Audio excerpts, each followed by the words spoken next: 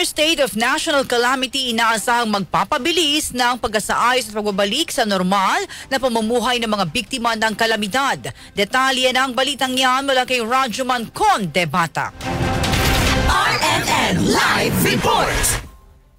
Umaasa si Senator Loren Legarda na ang deklarasyon ng isang taong state of national calamity ay magpapabilis ng pagbangon at pagbabalik sa normal na pamumuhay ng mga kababayang biktima ng kalamidad. Iginit ni Legarda na nasa kapangyarihan ng ehekutibo ang pagdedeklara ng state of calamity at nakapaloob ito sa Philippine Disaster Risk Reduction and Management Act kung saan siya ang co-sponsor. Binigyang din ng senadora na maging daan ang 1-year state of national calamity para sa pagbibigay proteksyon sa buhay sa panahon ng kalamidad, mabilis na paghahatid ng tulong, pagkukumpuni ng mga nasirang infrastruktura at rehabilitasyon ng mga napinsalang komunidad. Sinabi pa ni Legarda na ilang dekada na niyang sinasabi na hindi magiging disaster ang natural hazard kung babawasan at tutugunan ang ating kahinaan at kawalang kahandaan tuwing ganitong panahon ng kalamidad.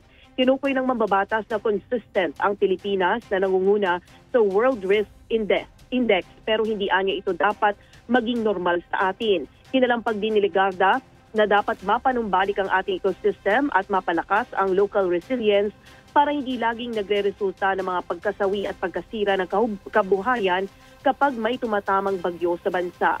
Dagdag pa ni Legarda, batid naman kung ano mga dapat gawin tulad ng ganap na pagpapatupad ng environmental at climate resilience laws, pag-i-invest sa nature-based solutions tulad ng pag-restore at pagprotekta sa mga kagubatan, mangroves, wetlands, watersheds, mga bundok at pagpapanatili ng kalinisan ng mga estero at mga ilog.